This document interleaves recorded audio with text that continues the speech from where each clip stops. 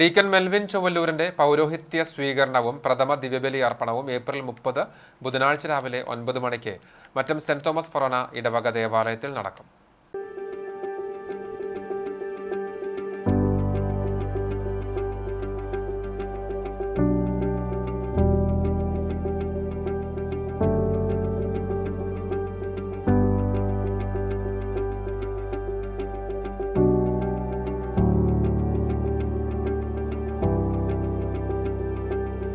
രാമനാഥപുരം രൂപത മെത്രാൻമാർ പോൾ ആലപ്പാട്ടിന്റെ മുഖ്യ കാർമ്മികത്വത്തിലാണ് തിരുപ്പട്ട സ്വീകരണം നടക്കുക.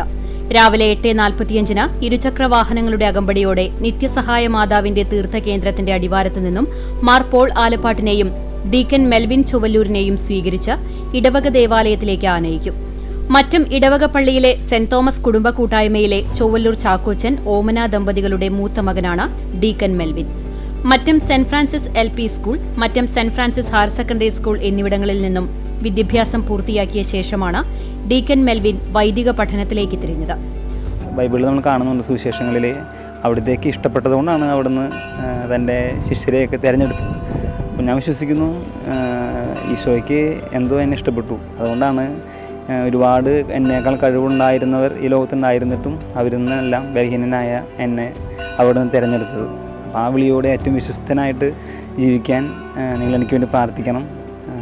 അതുപോലെ തന്നെ എൻ്റെ പട്ടത്തിലേക്ക് എല്ലാ സ്നേഹമുള്ള സഹോദരങ്ങളെയും ഏറെ സ്നേഹത്തോടുകൂടി ക്ഷണിക്കുന്നു. Vadakkekad saint Mary's minor seminary, Thrissur Marymatha major seminary, Kottayam Vadavathoor saint Thomas apostolic seminary എന്നിവിടങ്ങളിലായി വൈദിക പഠനം പൂർത്തിയാക്കിയ ശേഷമാണ് വൈദിക ജീവിതത്തിലേക്ക് ഫാദർ മെൽവിൻ ചൊവ്വല്ലൂർ പ്രവേശിക്കുന്നത്. അതിരൂപതയിലെ പുരാതന ഇടവകകളിലൊന്നായ മറ്റം സെന്റ് തോമസ് ഫൊറോന ഇടവകയിൽ നിന്നും ഇനി പുതിയൊരു ഇടയൻ കൂടി അജപാലനത്തിനായി രംഗത്തിറങ്ങുകയാണ്. ഡെൽവിൻ, ബ്രദർ ആൽവിൻ ചൊവ്വല്ലൂർ എന്നിവർ സഹോദരങ്ങളാണ്.